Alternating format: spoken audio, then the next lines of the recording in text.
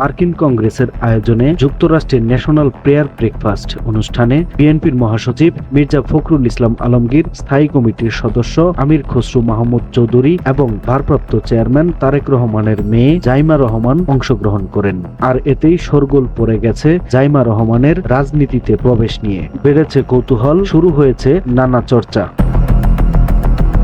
অনেকে মনে করেন ন্যাশনাল প্রেয়ার ব্রেকফাস্ট স্রেফ একটা ধর্মীয় অনুষ্ঠান হলেও তাতে যুক্তরাষ্ট্রের প্রেসিডেন্ট সহ রাজনীতি সংশ্লিষ্ট বিশ্ব নেতারা অংশগ্রহণ করে থাকেন। সুতরাং বিশ্ব নেতাদের উপস্থিতিতে এমন অনুষ্ঠানে জাইমা রহমানের অংশগ্রহণ করা নিশ্চয় তাৎপর্যপূর্ণ।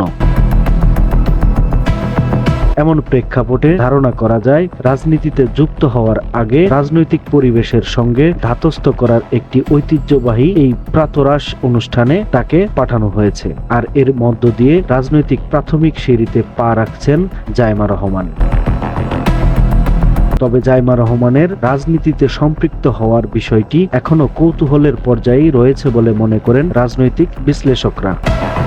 কারণ দলটির উচ্চ পর্যায়ের নেতারা এখনো এ ব্যাপারে মুখ খুলেননি।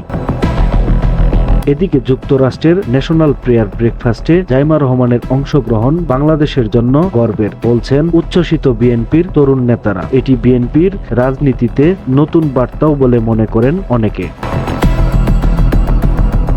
2008 সালে চিকিৎসার জন্য সপরিবারে লন্ডন যান তারেক রহমান। এর ফলে ছোটবেলা থেকেই লন্ডনেই পড়াশোনা করেছেন জাইমা রহমান। বিশ্বখ্যাত ইউনিভার্সিটি থেকে ব্যারিস্টার পাশ করেন তিনি। আছেন লন্ডনেই আইন পেশায় সম্পৃক্ত। পড়াশোনা করার সময় রাজনৈতিক কোনো অনুষ্ঠানে দেখা যায়নি তাকে। তবে জুলাই আগস্ট গণ অভ্যুত্থান চলাকালে তারেক রহমান লন্ডন থেকে ঢাকার ছাত্র সমন্বয়কারীদের সঙ্গে ভার্চুয়ালি বৈঠকে কথা বলার সময় পাশে ছিলেন জাইমা রহমান।